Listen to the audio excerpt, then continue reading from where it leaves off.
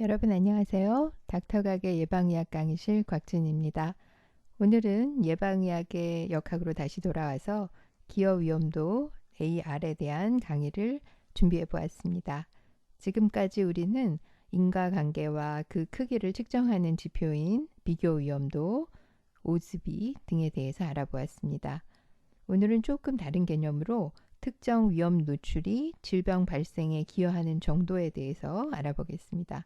즉, 기여 위험도라는 위험도의 새로운 개념인데요. 노출과 질병의 인과관계를 밝히는 데는 비교 위험도가 매우 중요한 반면 실제 임상 진료나 공중보건 영역에서는 기여 위험도가 더 유용할 수 있는데요. 자, 그 내용에 대해서 들어가 보겠습니다. 오늘 설명드릴 내용은 기여 위험도의 계산, 노출군에서의 기여 위험도, 비교 위험도와 기여 위험도의 비교에 대해서 설명드리겠습니다. 자, 기여 위험도에 대해서 설명을 드리자면 아까 설명드린 것처럼 특정 위험 요인 노출이 질병 발생에 기여하는 정도는 얼마인가에 대한 질문의 답이라고 볼 수 있습니다. 즉, 질병의 발생률 중에서 우리가 관심 있는 특정 원인 또는 특정 요인에 노출이 직접 기여하는 정도 또는 그 분류를 의미하는데요. 특정 위험 요인을 완전히 제거했을 때 질병 위험을 얼마나 예방할 수 있는지를 가늠할 수 있는 지표라고 볼 수 있습니다. 그림을 통해서 한번 개념을 설명하자면요. A 그래프에서 보면 위험 요인의 노출군과 비노출군으로 일단 나뉘었고요. 그 위험도 수준을 Y축을 통해서 그래프로 표현했습니다. 막대 그래프의 높이는 질병의 위험도를 의미하는데요. 즉, 노출군의 막대가 비노출군 막대보다 높기 때문에 질병 위험도가 그만큼 높다는 것을 알 수 있습니다. 여기서 노출군의 질병 위험도 전체 중에는 위험 요인 노출 때문에 증가된 부분이 과연 얼마나 되는지 궁금해지는데요. 그 답은 비노출군도 위험 요인에 노출되지 않았지만 여전히 어느 정도의 질병 위험을 가지고 있다는 것을 알 수 있습니다. 그림을 통해서 알 수 있는데요. 그림에서 보다시피 기저 위험도라고 하는 비노출군에서의 위험 요인을 이해할 수 있겠습니다. 따라서 우리가 위험도 수준을 표현하는 노출군에서의 위험 정도는 기저 위험도와 위험 요인의 노출에 의한 위험도를 포함해서 그래프로 표현한 것이라고 볼 수 있습니다. 따라서 노출군에서의 기여 위험도를 계산을 해보면요. 일단 기여 위험도는 노출군의 발생률에서 비노출군의 발생률을 빼는 것을 의미합니다. 두 번째로 기여 위험도 분율, 즉 기여 위험도율이라고도 표현하는데요. 노출군의 발생률 분의 노출군의 발생률 마이너스 비노출군의 발생률을 통해서 계산을 합니다. 만약에 위험 노출을 완전히 없앴을 때 질병의 위험도를 얼마나 감소시킬 수 있는지의 의미를 기여 위험도라고 본다면, 예를 들어서 흡연자에서 폐암에 대한 흡연의 기여 위험도는 담배를 피우지 않으면 얼마나 폐암의 위험도를 줄일 수 있는지를 나타내는 지표라고 설명할 수 있는데요. 이는 보다 좀 더 실질적인 의미의 개념이라고 볼 수 있습니다. 예를 들어서 우리가 실제 임상 진료 환경에서 의사가 환자에게 금연을 권할 때 금연을 하면 심장 질환의 위험이 얼마큼 감소할 수 있다라고 설명해 줄 수 있는 것이 더 효과적으로 금연을 권고할 수 있는 방법이라고 볼 수 있는데요. 이를 다르게 표현하자면 금연이 심장 질환을 얼마나 예방할 수 있는지에 대한 이야기라고도 볼 수 있습니다. 따라서 우리가 비교 위험도는 노출과 질병의 연관성의 강도를 보는 개념이라고 본다면, 기여 위험도는 노출을 완벽하게 제거했을 때 질병 발생을 얼마나 줄일 수 있는지의 정도를 표현하는 개념이라고 볼 수 있습니다. 자, 그럼 한 예를 통해서 기여 위험도를 계산해 볼까요?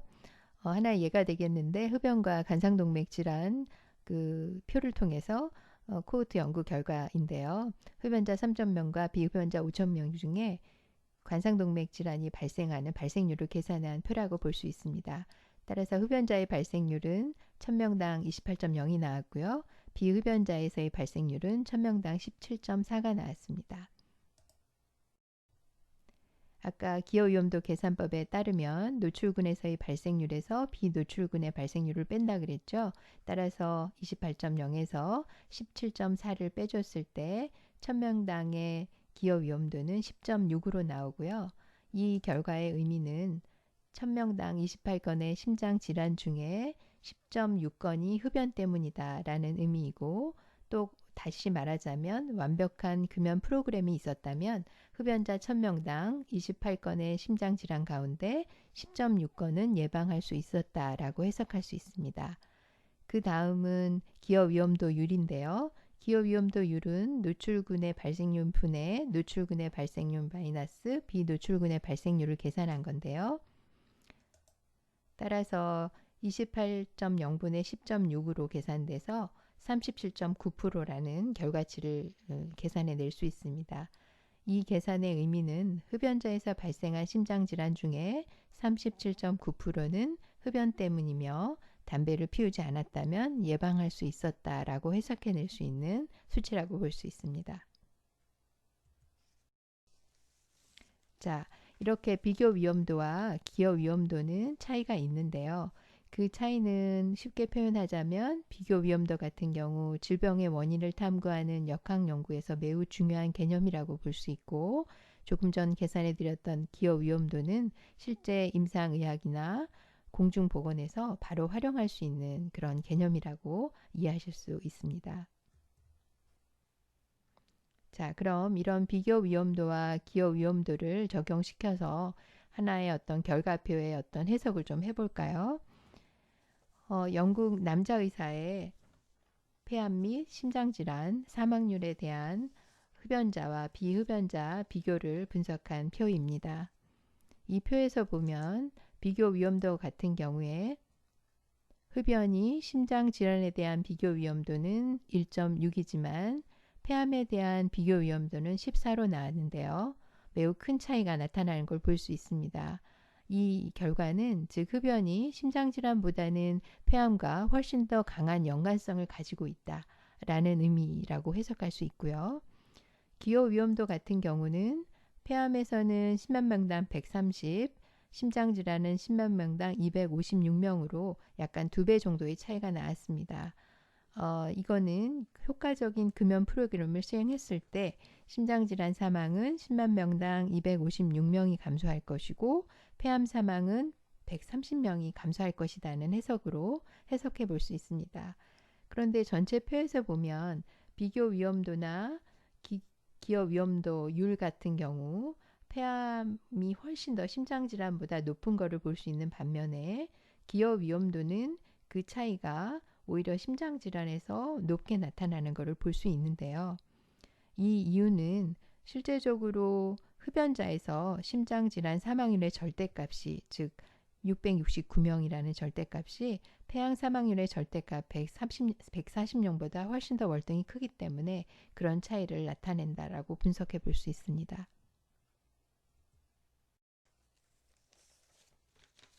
자, 오늘 강의 잘 이해하셨나요? 오늘은 기여 위험도의 계산, 개념, 해석 방법에 대해서 설명드렸습니다. 비교 위험도와 기여 위험도는 질병의 원인 규명이나 예방 가능성을 이해하는데 필수적인 개념이기 때문에 꼭 알아두시기 바라고요. 지금까지 위험도를 측정하는 방법으로 지난 시간에 절대 위험도, 비교 위험도, 오즈비, 오늘은 기여 위험도에 대해서 모두 설명드렸습니다. 따라서 시간이 나는 대로 총 정리를 한번 해보시길 바라고요. 오늘 강의 들어주셔서 너무 감사드리고요. 다음 시간에 다시 찾아뵙겠습니다.